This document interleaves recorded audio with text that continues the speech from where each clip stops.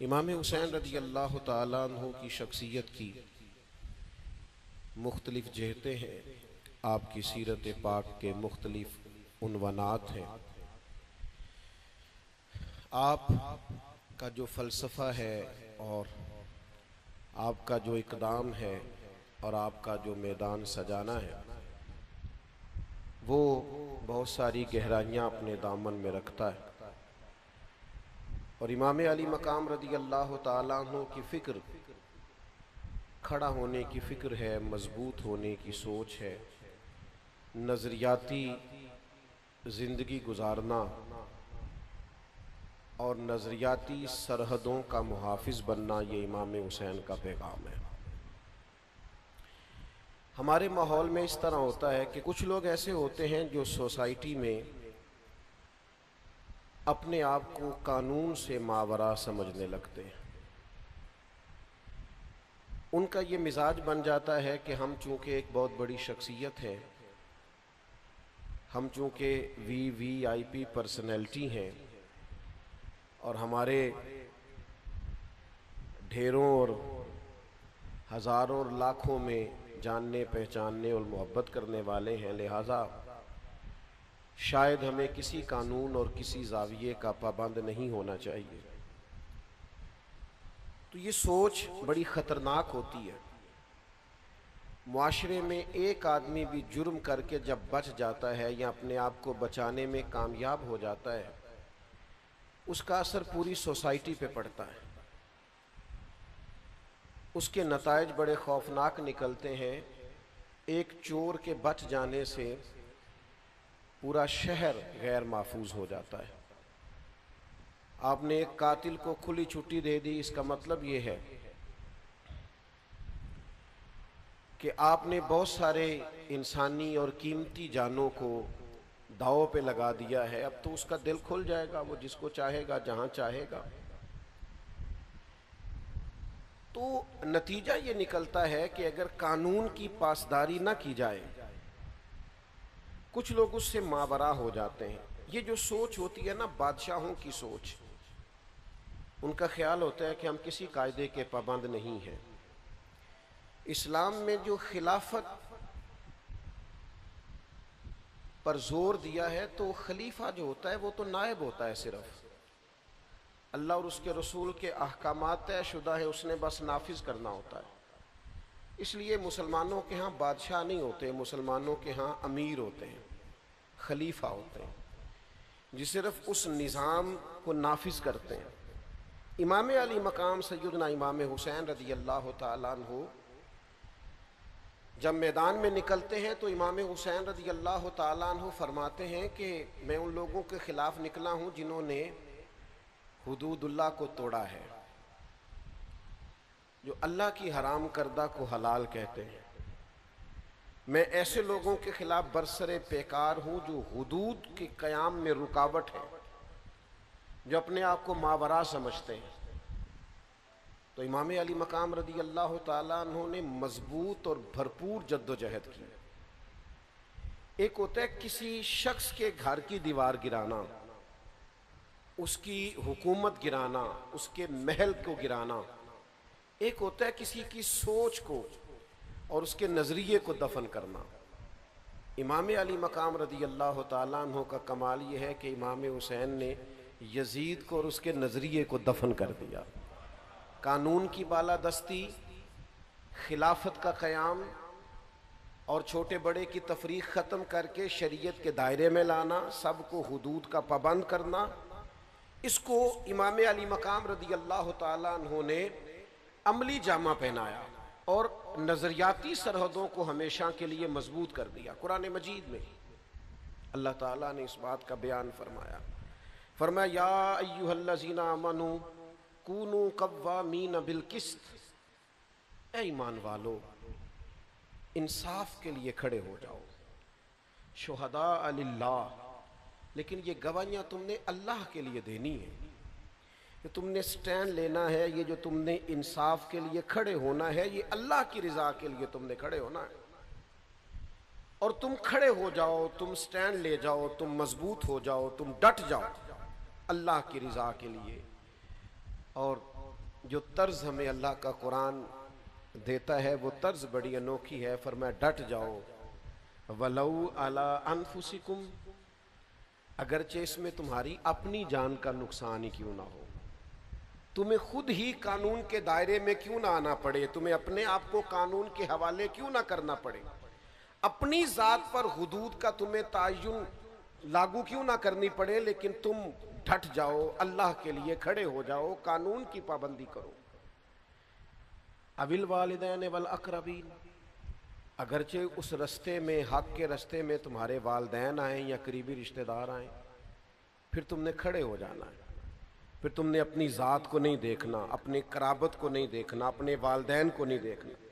حق کے لیے، انصاف کے رستے میں، اللہ کی رضا کے لیے کھڑے ہو جاؤ. پھر ارشاد فرمایا ان یکن غنیا او فقیر، فرمایا اگرچہ اس رستے میں کوئی غنی آئے، او فقیرہ، یا کوئی فقیر آئے، کسی مالدار کو نہیں دیکھنا کہ اس پر حد آ رہی ہے تو اس کے پیسوں کے روب کے نیچے آ جانا، اور کسی غریب کو دیکھ کر ترس بھی نہیں کھانا کہ میں فیصلہ کرنے لگا ہوں تو چلو تمہارا بندہ ہے، غریب آدمی ہے، میں تجھے چھوڑ دیتا ہوں. یہ کام نہ کرنا. جب حد کی باری آئے تو امیر آئے یا غریب آئے، قانون سب کے لیے برابر ہے. اور اگلے لفظ جو قرآن مجید نے بیان فرمائے وہ سمجھنے والے ہیں. فرمایا فَاللَّهُ أَوْلَى بِهِمَا، تم خیر خواہ نہ بنو، اللہ تم سب سے بڑھ کے ان کا خیر خواہ ہے. امیروں کا بھی اور غریبوں کا بھی رب خیر خواہ ہے. تم قانون کی پابندی کراؤ، تم نہ خیر خواہ بنو. اللہ تبارک و تعالیٰ تم سب سے بڑھ کر ان پر اختیار رکھتا ہے. اللہ تعالیٰ ان کی خیر خواہی فرمائے گا. خواہشات نفس کی پیروی نہ کرو، ان تعدلوا، کہ تم عدل ہی نہ کر سکو. اپنی خواہشات نفس کے پیچھے اس طرح نہ لگو کہ عدل کا رستہ چھوڑ جاؤ. چھوڑ دو اپنی خواہشات کو اور انصاف قائم کرو اس رستے میں. چاہے تمہاری اپنی جان آئے، ماں باپ آئیں، رشتہ دار آئیں، امیر آئیں، غریب آئیں، انصاف کے لیے کھڑے ہو جاؤ. ہم چونکہ زیادہ تر لوگ دیہاتی مزاج سے تعلق رکھتے ہیں، قرآن مجید کی اس آیت کو سامنے رکھیے کہ انصاف کے ساتھ کھڑا ہونا ہے، حق کے لیے کھڑے ہونا ہے. اس میں چاہے اپنی ذات ہی کیوں نہ آئے، پھر اس کو پیش کرنا. حضرت عمر فاروق رضی اللہ تعالیٰ عنہ نے ایک بہت بڑا جملہ ارشاد فرمایا. آپ فرمانے لگے میں نے اپنے نبی پاک صلی اللہ تعالیٰ علیہ وسلم کو قصاص کے لیے اپنے آپ کو پیش کرتے ہوئے دیکھا ہے. حضور نے اپنے آپ کو قانون کے سامنے پیش کیا. صفے سیدھی کراتے ایک صحابی کو درہ لگ گیا یا نیزہ لگ گیا تو حضور علیہ السلام نے اپنے بدن نور سے کپڑا ہٹا دیا. فرمایا آؤ تم بدلہ لے سکتے ہو، تمہیں تکلیف ہوئی ہے. تو حضرت عمر فرماتے ہیں اگر مدینے والے محبوب اپنے آپ کو قصاص کے لیے پیش کر سکتے ہیں تو پھر باقی کون ہے جو اپنے آپ کو ماورا سمجھتا ہے؟ پھر وہ کون ہے جو کہتا ہے مجھ پہ نافذ نہیں ہو سکتا، میرے اوپر آپ حکم نہیں چلا سکتے؟ سب سے پہلے تو اپنی ذات سے شروع کرنا ہوگا. نبی پاک علیہ السلام نے خود ارشاد فرمایا اگر میری وجہ سے کسی کو تکلیف پہنچی ہو تو میں حاضر ہوں، بدلہ لے سکتا ہے. اگر حضور اپنے آپ کو پیش کرتے ہیں تو ہما چما کس کھاتے میں؟ ہمارے ہاں وہ جو فکری تضاد ہے، مطلب ہم یہ چاہ رہے ہیں پوری دنیا پہ دین نافذ ہو جائے، لیکن کہیں نفس کی خواہش یہ کہتی ہے کل دنیا پہ ہو، میرے اوپر نہ ہو. تو معاذ اللہ آپ اپنے آپ سے پہلے سوال تو کر لیں، آپ اس کٹہرے میں آنے کو تیار ہیں؟ میں اس بڑے مجمع میں بڑے درد کے ساتھ ایک بات کہتا ہوں، اللہ مجھے معاف فرمائے اگر کہیں میری طبیعت میں کسی قسم کا کوئی تصنع ہو. میں نے بہت پہلے کہا تھا کہ بہت بڑی گدیوں کے وارث پیر نہیں چاہتے کہ ملک میں دین نافذ ہو جائے، نہیں چاہتے، اس لیے کہ انہیں کٹہرے میں آنا پڑے گا، انہیں اپنی اربوں خربوں کی جائیداد کا حساب دینا پڑے گا. وہ جو الگ سے ایک سلطنت قائم کیے ہوئے ہیں وہ سلطنت ٹوٹ جائے. ہمارا مزاج نہیں ہے بھائی، ہم تھوڑا سا ہٹ کے جینا چاہتے ہیں. ہم سفارشی کارڈ اپنی جیبوں میں رکھتے ہیں، ہم اپنی گاڑیوں کے پیچھے لکھوائے پھرتے ہیں میں فلاں صاحب ہوتا ہوں، میں فلاں صاحب ہوتا ہوں، میرا فلاں نام ہے، میری موٹر سائیکل کے پیچھے لکھا ہوا ہوتا ہے میرا فلاں علاقے سے تعلق ہے. آپ کوئی الگ مخلوق ہے؟ آپ نے جو موٹر بائک کے پیچھے اور گاڑی کے پیچھے لکھوا لیا ہے، اور آپ نے جو جھنڈا بلند کر لیا اپنی گاڑی پر، اور ایک آپ نے بلب جلنے والا اور اشارے دینے والا لگوا لیا، تو آپ کیا ہیں؟ قانون کے دائرے میں آپ آئیں گے، قانون کے دائرے میں۔ حضرت انس بن مالک رضی اللہ تعالیٰ عنہ فرماتے ہیں، نصر کی بیٹی ربی نے ایک عورت کو کچھ مارا تھا اور اس کے دانت ٹوٹ گئے تھے، تو حضور کی بارگاہ میں مقدمہ دائر ہوا، تو نبی پاک نے فرمایا بدلہ دے یہ۔ تو کہتے ہیں ان لوگوں نے، نصر چونکہ بہت امیر لوگ تھے، قبیلہ بڑا امیر تھا، تو اس نے اپنی بیٹی کے لیے جا کے ان کی منت کی، کہا یار تم میری بیٹی کو معاف کر لو، کہا نہیں معاف کرتے، کام سے کوئی تم جرمانہ لے لو۔ انہوں نے کہا ہم نہیں معاف کرتے۔ تو حضرت انس بن مالک کہتے ہیں میں نے جا کے عرض کی حضور یہ بہت بڑا قبیلہ ہے جو دین میں آیا ہے، تو کیا اب اس جیسے لوگوں پر بھی قصاص ہوگا؟ فرماتے ہیں کہ اللہ کے محبوب علیہ السلام نے میری طرف دیکھا، اور حضور کے جملوں میں وہ تاثیر تھی اور لفظوں میں وہ حقیقت بیانی تھی کہ فرماتے ہیں کہ میرا دل عجیب سفر کرنے لگا۔ حضور فرمانے لگے انس تم سے پہلی قومیں اس لیے تباہ ہوئی تھی کہ غریب جرم کرتا تھا تو سزا ملتی تھی، اور امیر جرم کرتے تھے تو رہا کر دیے جاتے تھے۔ حضور فرمانے لگے یہ حد لگے گی، یہ بدلہ دینا پڑے گا۔ کیوں دینا پڑے گا؟ اللہ کے رسول فرمانے لگے یہ اللہ کی کتاب کا فیصلہ ہے، یہ کتاب اللہ کا فیصلہ ہے کہ حدود کو قائم کیا جائے، اللہ کے بنائے ہوئے قانون کو نافذ کیا جائے۔ جب تک میں اپنی ذات پر، اپنے بچوں پر، اپنے گھر پر، اپنے قبیلے پر، اپنے دوستوں پر اللہ کے قانون نافذ کرنے میں کامیاب نہیں ہوتا، جب تک حدود اللہ کا قیام میں اپنی ذات سے لے کر اپنے حلقہ احباب تک لگانے میں کامیاب نہیں ہوتا، اتنی دیر تک میں یہ کیسے دعویٰ کر سکتا ہوں کہ دھرتی پر، کائنات پر اللہ کا نظام نافذ کرنے کی میں جد و جہد کروں گا؟ ہمارا مزاج اس طرح کا بن گیا ہے، ہم قانون کا نفاذ نہیں کرتے، قانون کا نفاذ نہیں چاہتے، ہم اس قانون کے لیے جد و جہد نہیں کرتے۔ میں آپ کی خدمت میں عرض کروں، ہر روز ایک نیا واقعہ ہوتا ہے، ہر روز اخبار کی سرخیاں بنتی ہیں، ہر روز سوشل میڈیا چلانے والوں کو ایک نیا عنوان ملتا ہے، ہر روز کالم لکھنے والوں کو ایک نیا عنوان ملتا ہے۔ میں اس وطن میں رہتا ہوں جہاں کے غریب صرف اس لیے ہیں کہ ان پر کالم لکھے جائیں، ان پر ولاگ کیے جائیں، ان پر ویڈیوز بنائی جائیں، لیکن مجھے سچ بتانا، ذمہ داری سے بتانا، اس سے پہلے کسی نے یہ جملہ نہیں کہا، اس کے بعد بھی یہ جملہ نہیں کہا، کسی نے ذمہ داری نہیں بتائی، کسی نے نہیں کہا یہ تمہاری ذمہ داری۔ یہ ذمہ داری حضرت عمر فاروق نے خود اپنے لیے وضع کی، اور اس ذمہ داری کی نزاکت کو دیکھیے، فرمایا فرات کے کنارے کتا گر پیاسا مر گیا تو کوئی اور جواب دے نہیں ہے، حکومت میری ہے لہذا جواب دے بھی میں ہی ہوں۔ اللہ کے حضور مجھ سے پوچھا جائے گا حکومت تیری تھی، یہ کیا بات ہوئی، میں نے فلانا معطل کر دیا، میں نے فلانا معطل کر دیا؟ نہ ادھر ادھر کی تو بات کر، یہ بتا کہ قافلہ کیوں لٹا، مجھے راہزنوں سے غرض نہیں، تیری راہبری کا سوال ہے۔ خدا را کچھ خیال کریں، چیزوں کو سمجھیں۔ جب تک ہم سب قانون کی پابندی کے قائل نہیں ہیں۔ میں ایک دفعہ جا رہا تھا تو میرے ڈرائیور نے اوور سپیڈ، اس نے گاڑی وہ چلا رہا تھا، روک لیا ہمیں، انہوں نے کہا جی آپ کی سپیڈ زیادہ ہے، میں نے کہا بالکل زیادہ ہے، مجھے دیکھا اوہو پیر صاحب میں آپ جائیے، میں نے کہا جناب ایسا نہ کریں، تھوڑا سا نا پیر صاحب کے ڈرائیور کو بھی سبق دے دیں، ذرا آئندہ احتیاط سے چلے گا، آپ وہ جو سب کے لیے چالان بناتے ہیں وہ بنائیے، آپ یہ ایک نقطہ ذرا لگائیے تاکہ ہمیں احساس ہو، آپ ہمیں ماورا نہ کیجئے، آپ ہمیں اس چکی سے گزاریے، ہمیں احساس دلائیے۔ میں ایئرپورٹ میں اترا کسی جگہ سے، کسی ملک سے میں لوٹ رہا تھا، تو مجھے دیکھ کے اس صاحب نے کہا آپ ذرا آگے آ جائیے امیگریشن کے لیے، تو میں نے کہا پھر کیا ہوگا؟ ان میں سے پتہ نہیں کون ایسا ہے جو اللہ کی بارگاہ کا مقبول اور محبوب ہے، میں کیسے اسے پشت کر ڈالوں؟ آپ ان سب کے لیے جیسے کام کریں گے فقیر بھی اسی لائن میں آ جائے گا۔ ہاں پتہ تے سارا ہے سردار نو کیتیاں دا ایدہ پردہ چا پایا ہی تیرا پلا ہو سی۔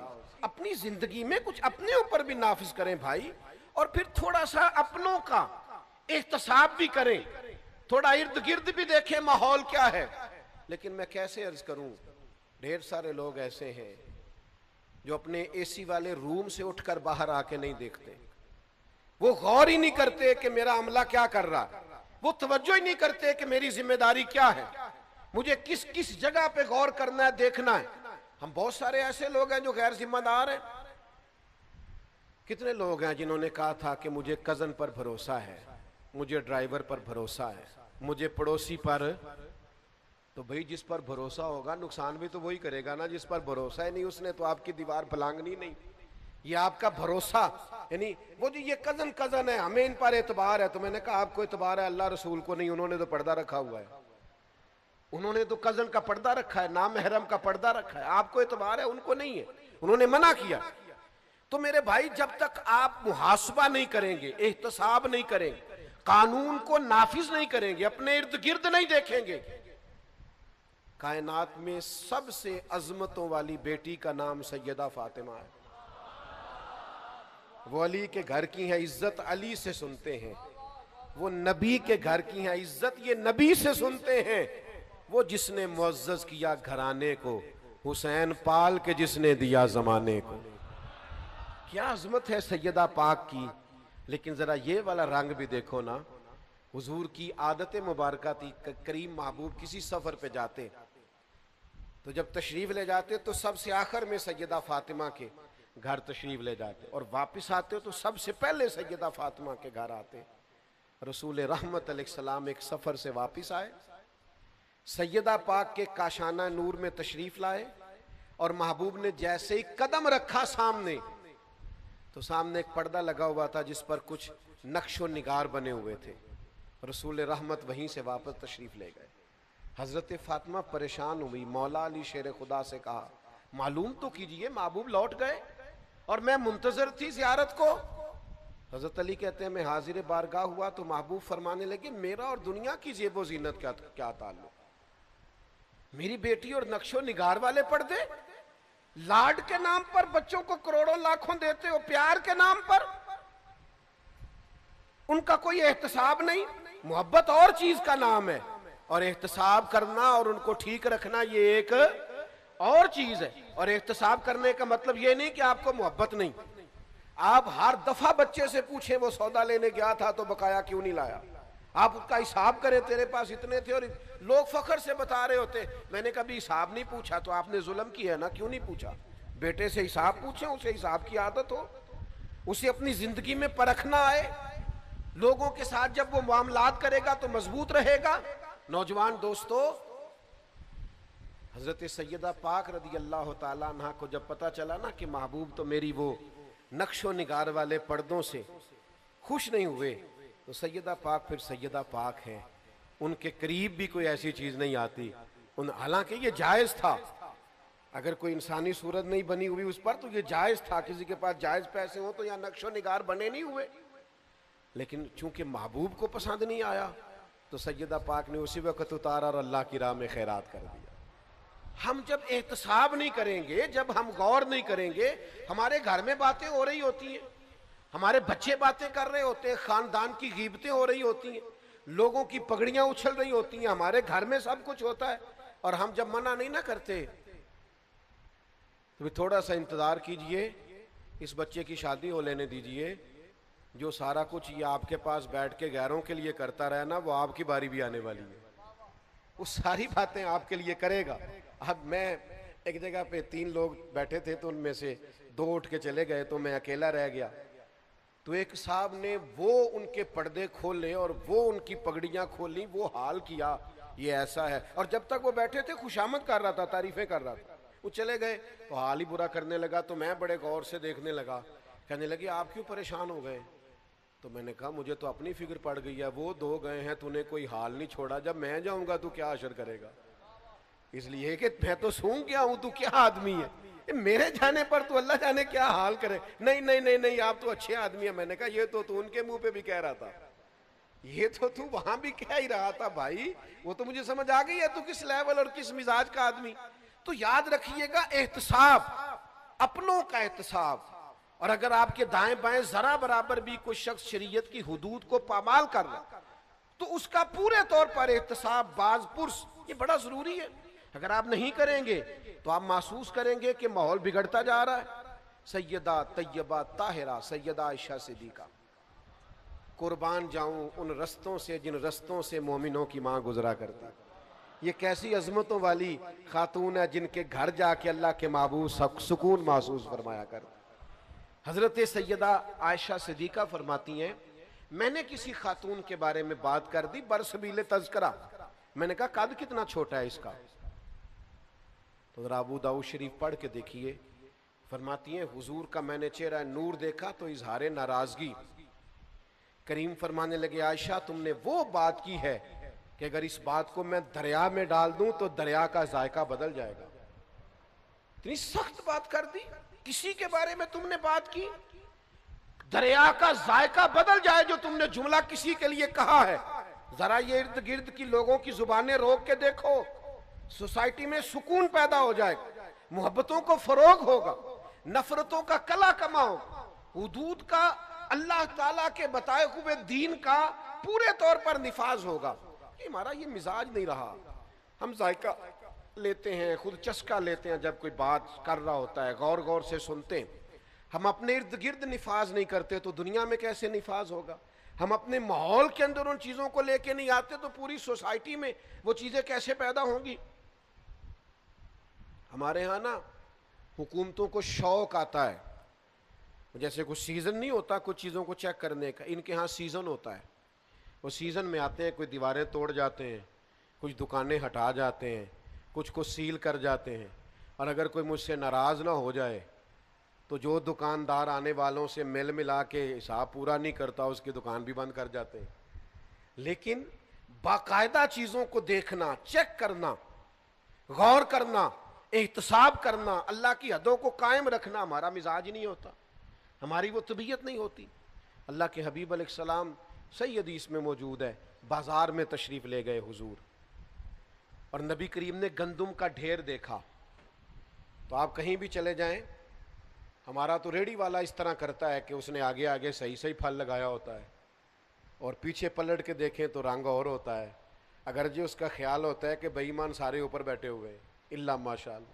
اور ریڑھی والے کا بھی یہ مزاج ہوتا ہے. اور اگر آپ کہیں کہ یہ تو نے دکھانے کے لیے آگے لگائے ہیں، مجھے یہ والے پھل چاہیے، تو کہتا نہیں میں رلا کے دینے نے، اکٹھے کر کے بیچنے ہیں میں نے، سارے نہیں. ہو بھائی تو نے دکھایا اور ہے اور دیتی وقت تیرا رنگ اور. اللہ کے حبیب علیہ السلام بازار تشریف لے گئے، گندم کا ڈھیر لگا ہوا ہے. تو میرے محبوب نے، حضور نے، سید عالم نے اپنی آستین مبارک کو اوپر کیا اور پھر گندم کے ڈھیر کے اندر حضور نے دست مبارک ڈالا. اور جب آپ کا مقدس ہاتھ آگے گیا تو نمی محسوس کی کریم نے.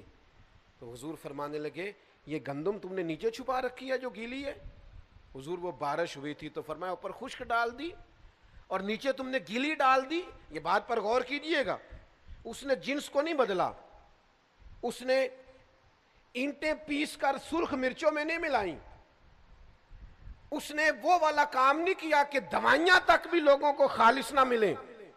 حال یہ ہے کہ گندم صرف ہے ٹھیک ذرا گیلی ہے، وہ گیلی گندم اس نے نیچے رکھ دی. تو اللہ کے حبیب فرمانے لگے سن، جو ملاوٹ کرے وہ ہم میں سے نہیں ہے، وہ ہم میں سے نہیں ہے جو ملاوٹ کرتا ہے. وہ میرے بھائی تھوڑا سا غور تو کریں، توجہ تو کریں.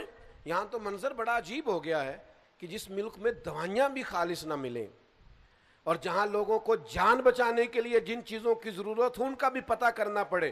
آپ جائیں میڈیکل سٹور پہ، ڈاکٹر نے آپ کو لکھ کے دی ہے تو میڈیکل سٹور والا مشورہ دیتا کہتا یہ رہنے دو، یہ والی لے جاؤ، فارمولہ ایک ہی ہے. کیونکہ وہ اس نے بھی اسی طرح کا رویہ رکھا ہے. اور ڈاکٹر صاحب کو بھی میڈیکل ریپ والے ملاقات کر گئے تھے، انہوں نے بھی بتایا کون سی لکھ کے دینی ہے. اللہ ماشاءاللہ سب جگہ ہاتھ ملے ہوئے ہیں اور سب جگہ تعلقات بنے ہوئے ہیں اور سب ہیں جو باقاعدہ اس میں شامل ہو گئے ہیں. اور آپ سمجھتے ہیں کہ امام حسین کا ذکر یہ ہے کہ آپ نے 3 دیگیں پکائی تھی 10 محرم والے دن، تو مہربانی کریں آپ گھر میں رکھیں دیگیں. یہ ساری چیزیں اور یہ لنگر اور یہ دنیا اور کائنات، آپ کس کے لیے 4 دیگوں کی بات کر رہے ہیں جو جنت کے مالک اور سردار ہیں؟ آپ ان کے نظریے کو سمجھیں، فکر کو سمجھیں، سوچ کو سمجھیں.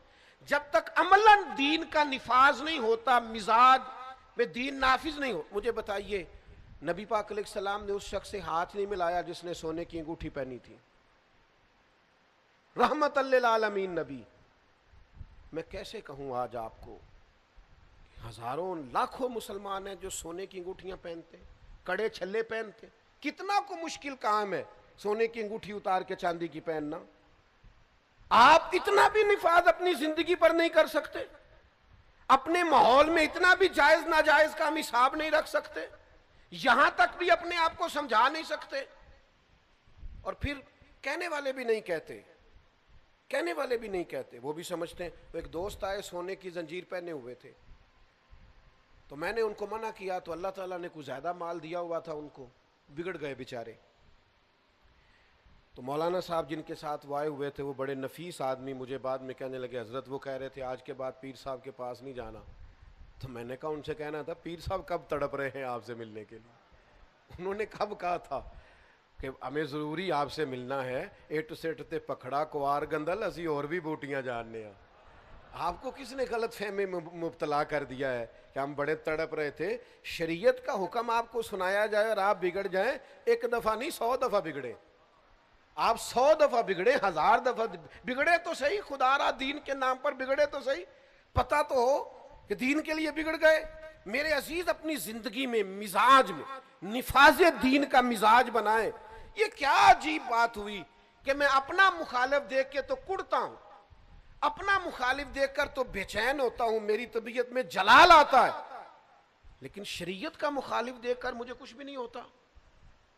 میرا شاگرد، میرا مرید، میرا عقیدت مند، میرا ادارے میں ڈیوٹی کرنے والا، میرے دفتر میں کام کرنے والا، میرے ہاں ملازمت کرنے والا، وہ ذرا سا میری نافرمانی کرے تو میری طبیعت بگڑ جائے. اور رب کی نافرمانی ہر جگہ ہوتی رہے اور مجھے ذرا احساس بھی نہ ہو. وہ اللہ کے بندے تھے حضرت عبداللہ ابن مبارک، گھوڑے پہ بیٹھے تو گھوڑا ذرا ہلنے لگا. حضرت عبداللہ ابن مبارک رحمۃ اللہ تعالی علیہ نیچے اترے اور نماز کی نیت باندھ لی اور 2 رکعت نماز توبہ ادا کی. تو خدام نے عرض کی حضور گھوڑے نے ذرا اٹکیلیاں کی ہیں اور شرارتیں کی ہیں اور آپ نفل پڑھنے لگے. حضرت عبداللہ ابن مبارک کی آنکھوں میں آنسو چمک آئے، فرمانے لگے جس دن مجھ سے رب کی نافرمانی ہو جاتی ہے نا، اس دن جو میرے فرما بردار ہیں وہ میری نافرمانی کرنے لگ جاتے. تو اس گھوڑے نے آج نافرمانی کیا تو توبہ کر رہا ہوں کہیں اللہ کی مجھ سے کوئی نافرمانی تو نہیں ہو گئی. بھائیو تھوڑا سا سمجھیں چیزوں کو. اور آپ نفاذ قانون اور نفاذ شریعت اور حدود کا تعین جو ہمارے دائرہ کار میں ہے وہ تو کریں، اس کا تو لحاظ کریں. پورے ملک پر اسلامی نظام نافذ کر دو، کوئی خاتون بغیر پردے کے باہر نہ آئے. وہ تو جب نافذ ہوگا تب آئے گا نا. تو ابھی آپ اپنے گھر پہ تو نافذ کریں نا، اپنے اہل خانہ کو تو پردہ کرائیں نا، ان کو تو تلقین کریں نا با پردہ رہنے. جہاں تک آپ کنٹرول رکھتے ہیں وہاں تک تو آپ دین کی بات کریں، لیکن آپ تو اپنے گھر کے اندر بھی ناکام ہے دین کے نفاذ کے لیے. اور یہ کہ آپ پوری دنیا میں اور پورے ملک میں نافذ کرنے کی بات کر رہے ہیں. وہ خاص احساس پیدا کریں، اپنا مزاج اس طرح کا بنائیں جو قانون کا پابند ہو، اپنی طبیعت اس طرح کی بنائیں جو قانون کی پابند. اور پھر میں نے دیکھا ہے اس ملک میں رہنے والے جو ہر روز قانون توڑتے ہیں وہ کسی دوسرے ملک میں جاتے ہیں تو بہترین قانون کے پابند ہو جاتے ہیں. وہ ڈرتے پھرتے ہیں، سہمے ہوئے ہوتے ہیں، کسی قانون کو نہیں توڑتے. اور یہاں آ کے وہ بہانے بناتے ہیں جی یہاں ایسے ہی چلتا ہے. اور جناب یہاں ایسے نہیں چلتا، جہاں آپ جیسا بندہ چلتا ہے. وہ ٹھیک ہو جائے تو باقی بھی سارا ماحول بہتر ہو جائے. آپ تو اپنے اندر تبدیلی لائیں، آپ تو اپنے آپ کو بدلیں، آپ تو اپنے اوپر غور کریں، اپنے مزاج کو تبدیل کریں، اپنی طبیعت کے اندر بدلاؤ لائیں، آپ تھوڑا سا چینج ہوں. اور قانون سب کے لیے برابر ہے، اس میں آپ کسی قسم کی گنجائش نہ دیں، کسی حکمت کے نام پر کسی بزدلی کا شکار نہ ہو. کیا ہو جائے گا، فلاں بگڑ جائے گا. میں دوستوں سے اکثر کہا کرتا ہوں لوگ اپنا مقابلہ ہی نہیں کرتے حق بات کہنے کے لیے. اپنا ضمیر ہی ان کا کہتا ہے دنیا ناراض ہو جائے گی، حالات خراب ہو جائیں گے، تجھے کیا لگے، چل رہا ہے نا سب ٹھیک ہے چلنے دے. غسان کے بادشاہ جبلہ نے کلمہ پڑھ لیا تھا. بادشاہ یعنی آج کسی کے دوستوں میں کوئی وزیر بن شامل ہو جائے دوستوں میں، کیا اس کی اتھارٹی ہوتی ہے؟ لوگ مفت میں. میں نے تو ایسے بھی دیکھا ہے اپنے دیہاتی ماحول میں کہ وہ جو ووٹر سپورٹر ہوتے ہیں نا ایم این اے صاحب کے، ایم پی اے صاحب کے، وہ بعد میں کہتے پھرتے ہیں ہم نے جتوایا جی اسے. تو میں نے کہا آپ مہربانی کریں، آپ نہ بولیں، اسے بولنے دیں. وہ تو نام تک نہیں لے رہا. آپ نہ اظہار کریں، اس سے پوچھیں. وہ تو کہتا ہے کہ ماں بدولت